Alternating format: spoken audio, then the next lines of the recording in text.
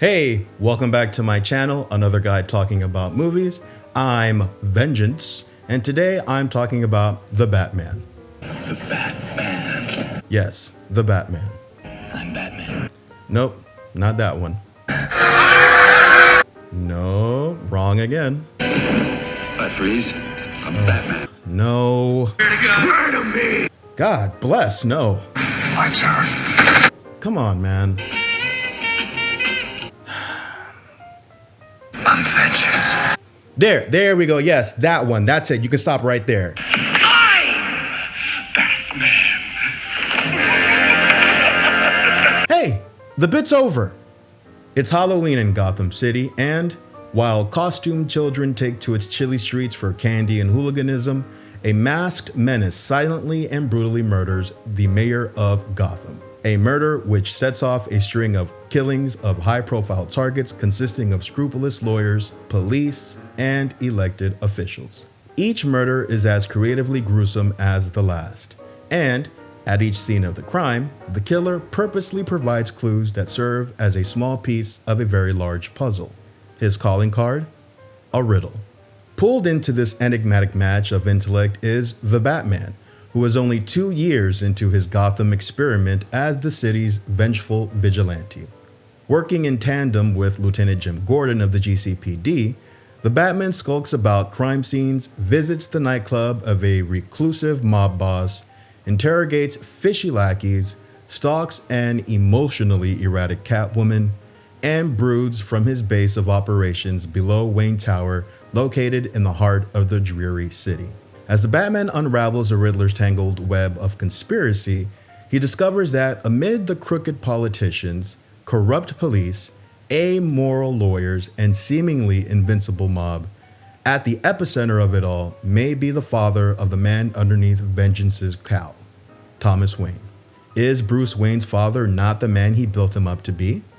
The Batman races against the clock to uncover the truth before the Riddler pulls back the curtain on his final act.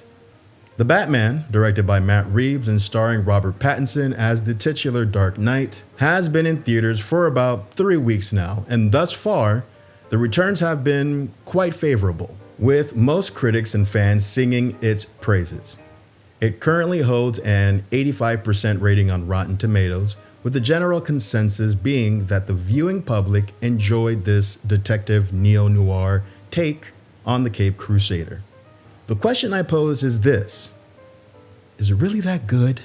Before I dive in, it should be known that I will not be comparing Batman films or debating who's the better Batman.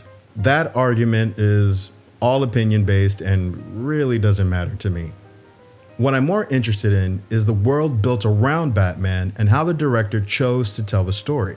Batman is my favorite superhero. I've always appreciated his complexity as a character. A boy traumatized by the murder of his parents, grows obsessed with justice, and uses his wealth and resource to fight crime and solve mysteries. He hones his body into a well-oiled machine and strengthens his intellect, all for the sake of sacrificing his very soul to cleanse his city of the crime and corruption that corrodes it like a cancer. The world Batman inhabits opens the door to arguments of ethics, morality, privilege, classism, psychology, justice, and yes, vengeance. I grew up watching the animated series, which for me, as I imagine it must have been for many people my age, was my first introduction to Batman. Tim Burton explored Batman the mythos. Christopher Nolan explored Batman the man. My favorite aspect of the character has always been his humanity and his sleuthing acumen. No matter what room he entered, Bruce Wayne was the smartest man in it. While everyone was playing chess, Batman was playing chess in 5 dimensions. So when I learned Matt Reeves' iteration of Batman was going to explore his detective side, I was excited. All right, maybe excited is too strong of a word. I'd say my interest was piqued.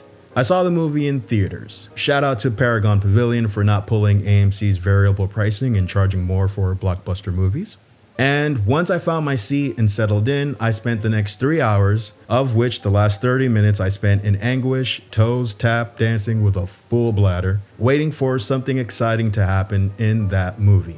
But alas, at the end, the credits rolled, I sprinted to the bathroom and emerged from the urinal utterly disappointed.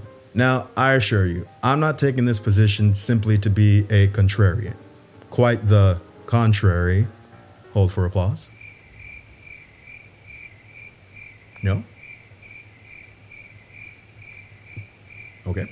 Quite the contrary. I hope this movie would provide something new and exciting not yet seen in a Batman movie. What I found, however, was a disjointed mess, unsure of its own theme and what storyline it wanted to follow. Was it about corruption, the consequence of blind vengeance, the cost of classism, duality, vigilantism, what is insanity, media sensationalism? The film couldn't decide, so it went with all of it. In my summary, I made it sound like it was about the truth surrounding Thomas Wayne. And for a little while, the film plays into that concept, but the execution is very, very poor. Part of the blame pie goes to the marketing and promotion. It was repeatedly harped upon that the film drew influences from Seven and Zodiac, both films directed by David Fincher. The color scheme of the Batman was definitely Fincheresque, with the cinematography and the color palette smattered with pale green and brown hues. And of course, it is raining the entire time in the movie. I guess as an homage to how it was always raining in the nameless city in which Seven takes place. Come to think about it, that's probably why I had to pee so bad. Bruce Wayne was reportedly inspired by the late Nirvana frontman Kurt Cobain, the poster child of grunge rock and teenage angst.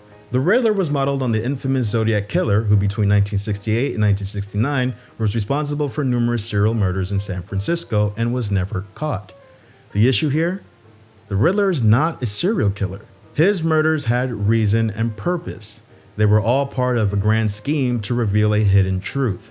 It wasn't a random act or based on uncontrollable impulse. The film had a chance to explore the parallels between the Batman's ideal of vigilante justice and the Riddler's perverted version. However, the film failed to capitalize. As a result, the world, the characters, everything felt shallow and boring. Boring! For characters who are ripe with depth, the characters in this film are boring. They don't say anything of interest. All of their dialogue could easily be ripped from any cop procedural on TV. And there is nothing about the dialogue that reveals the character's intellect, philosophy, or psychology. Batman broods, Gordon does his best Somerset impression, Penguin acts like Robert De Niro acting like the Penguin, Selina Kyle is shallow, Alfred is forgettable, Riddler has no philosophy, the police officers are cliche brutes, hissing snide remarks behind Batman's back like little middle school girls clutching My Little Pony and Dawson Creek Trapper Keepers.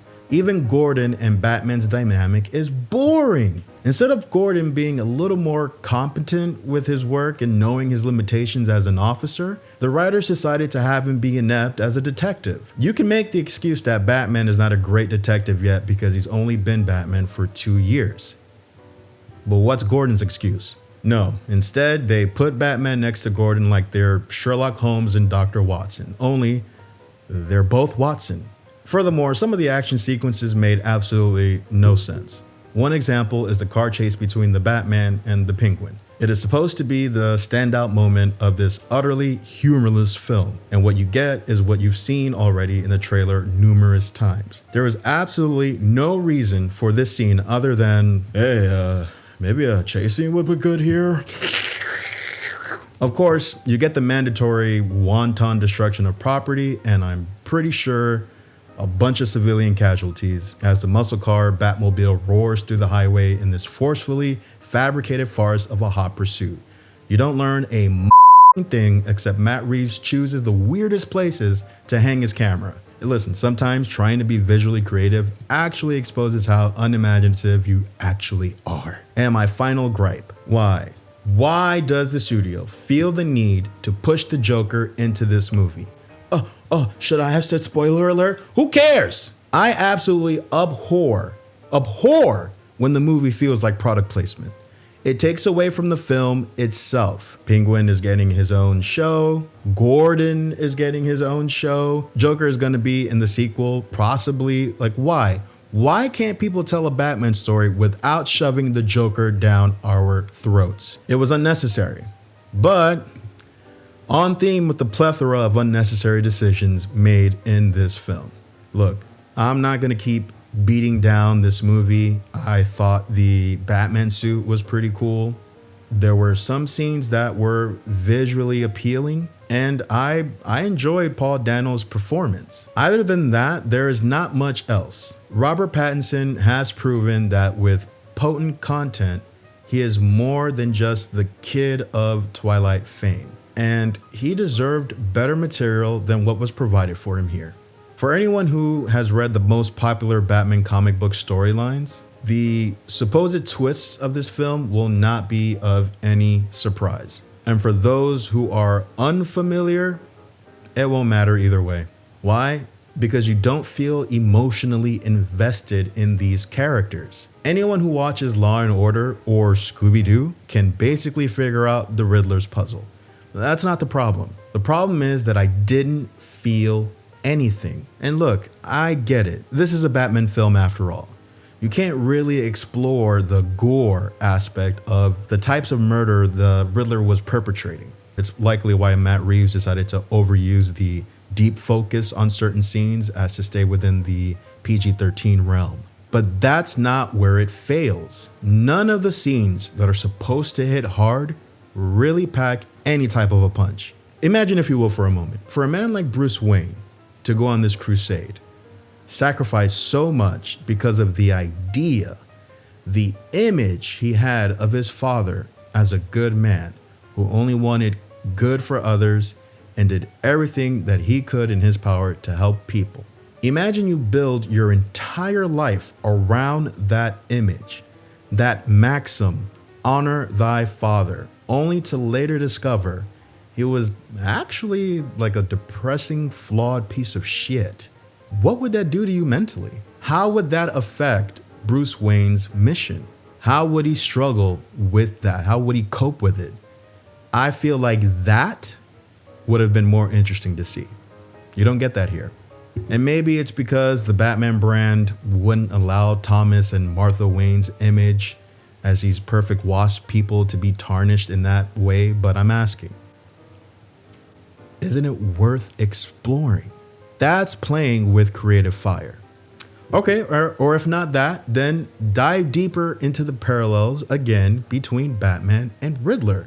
If both are keeping journals and both have this skewed view of justice and what must be done to offset injustice, what makes one a hero and one a psychopath? You don't get that in this movie, and it's disheartening. The Batman is still playing in theaters.